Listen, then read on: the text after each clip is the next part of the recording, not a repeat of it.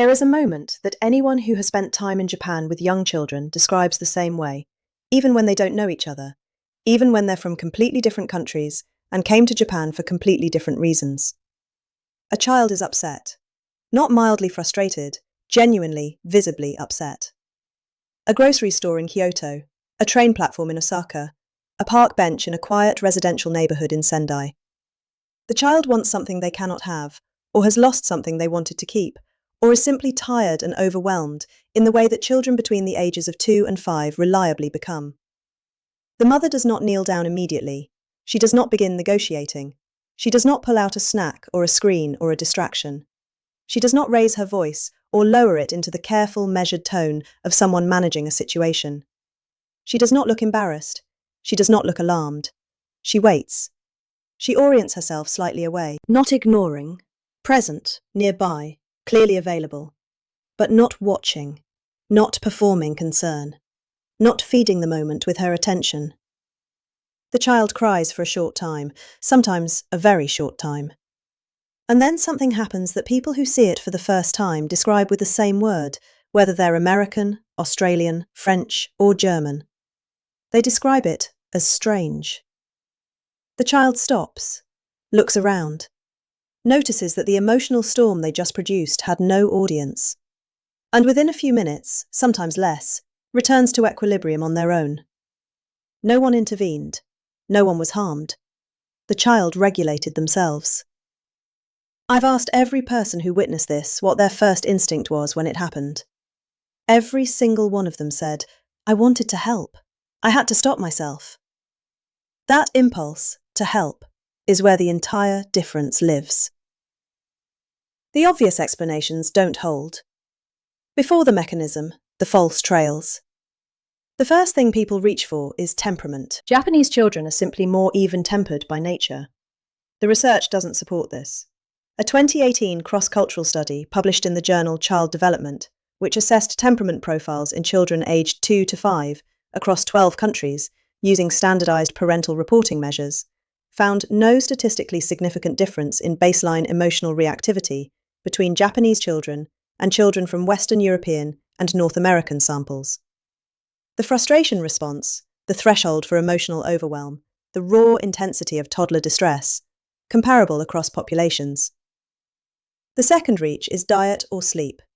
Neither produces the specific behavioral pattern being described here, which is not lower intensity of emotion, but faster, more reliable return to baseline after emotional escalation. The third is the genetic argument, and it's the one worth spending a sentence on, because there's a natural experiment that closes it. Japanese children raised in Western households, first-generation immigrants, internationally adopted children raised by non-Japanese parents, show emotional regulation profiles that trend toward their Western household peers, not toward Japanese national averages. The advantage does not travel with the genetics.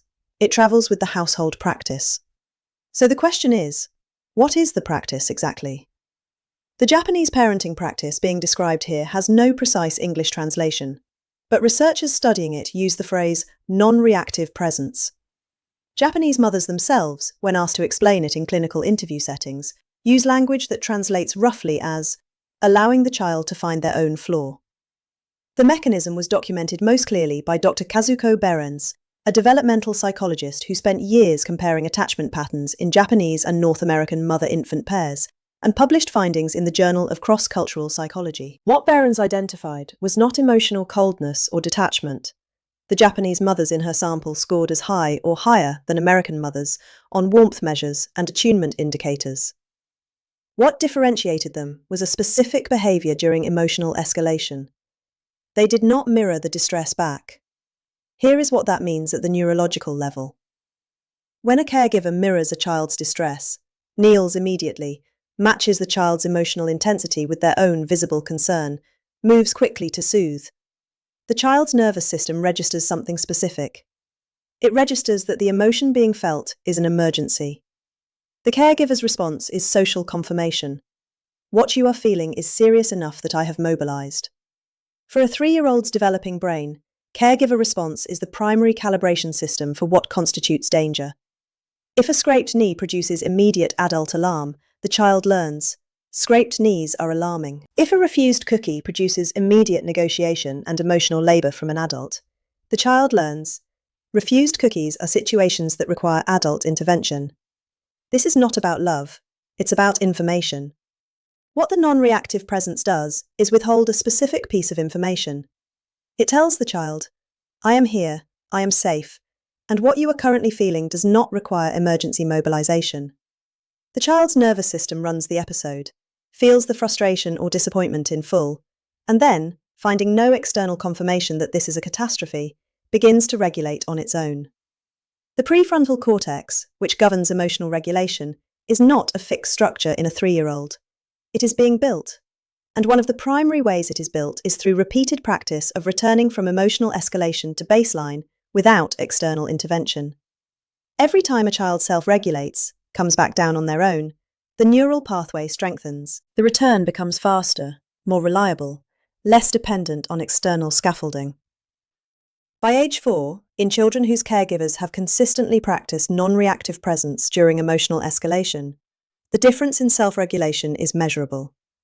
A 2021 study from Kyoto University's Developmental Psychology Department followed 200 children from age 18 months to age 5. Children whose primary caregivers scored highest on the non-reactive presence scale showed emotional regulation response times approximately 40% faster than the comparison group by their 5th birthday. They also showed lower baseline cortisol levels, meaning the body's stress system was not running at elevated baseline, even when no stressor was present. That is the mechanism. One rule, applied consistently across thousands of ordinary moments between age 1 and age 5. The result is not a child who doesn't feel things. It is a child whose nervous system has learnt to process and exit emotional states without requiring an adult to do it for them. The one mistake that cancels it. The most common error in applying this principle is what researchers call anxious hovering. The parent who physically steps back, but whose body language, facial expression, and proximity continue to transmit vigilance. Children are extraordinarily sensitive to parental arousal states. A mother who steps away but watches intently, whose shoulders are raised, whose face is tracking every second of the child's distress, is still mirroring. The child reads the somatic signal, not the physical distance. Non-reactive presence is not primarily about where you stand. It is about what your body is communicating while you stand there. Japanese mothers, when observed in clinical settings, do something specific with their attention during a child's emotional episode. They redirect it genuinely. They look at something else. They continue a task they were already doing. The attention shift is real, not performed. This is harder than it sounds. If you have been conditioned by years of parenting advice that responsiveness and immediate attunement are the only signals of good parenting. Stepping back while your child cries feels, to a Western parent who has internalized that framework, like something close to neglect. It is the opposite. It is teaching the nervous system to do the most important thing it will ever learn to do: regulate itself. The Kyoto University data is clear on this point. The children who showed the strongest self-regulation outcomes were not the children whose parents were maximally emotionally responsive. They were the children whose parents were consistently, calmly, non-reactively present, available without being activated. The practical translation is not complicated. It requires almost nothing in terms of time, equipment, or structural change to the household. What it requires is the willingness to override a conditioned instinct. When a child between the ages of 2 and 5 begins emotional escalation over something that is not a safety issue, the practice has 3 components. Stay nearby. Don't leave the room. Don't disappear. The child needs to know you are present. Presence is not the problem. Reactive presence is the problem. Redirect your attention genuinely, not performed. Pick up something you were doing. Look at something that isn't your child. Let your body communicate. I am here, this is not an emergency, and I trust you to find your floor. Do not re-engage until the child has de-escalated on their own. Not until the child is perfectly calm, until the arc has turned, until the volume is decreasing rather than building. That moment of natural return is the practice. That is what you are protecting. The moment you intervene before that arc turns, you interrupt the neural building that was just about to happen. For children aged 2 to 3, the early stages of this practice may feel longer than they are.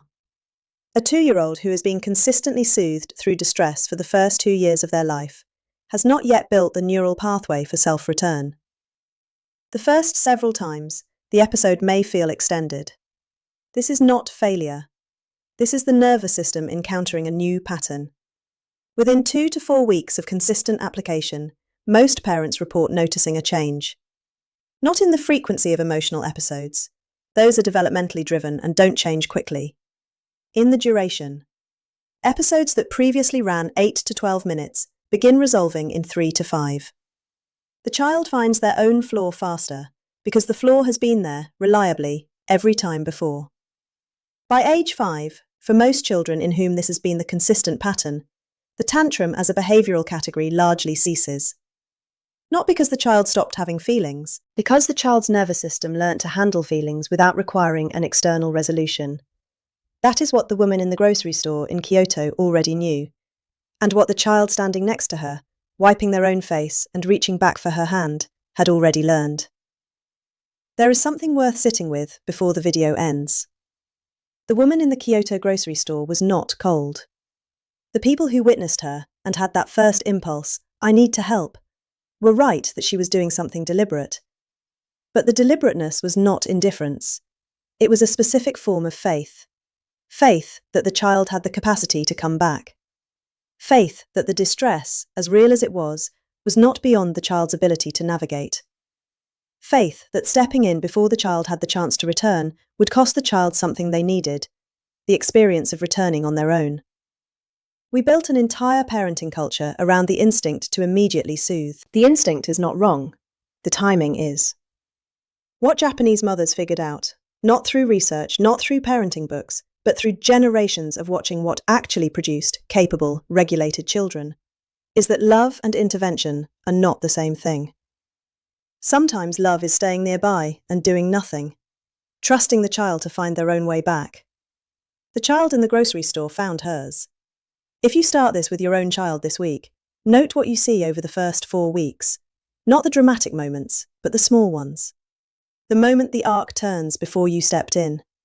Leave that in the comments. I'm curious what parents notice first when they actually watch for it. If this kind of specific, research-grounded look at what traditional cultures figured out about raising children is useful to you, there's more of it here. The next video goes somewhere equally specific.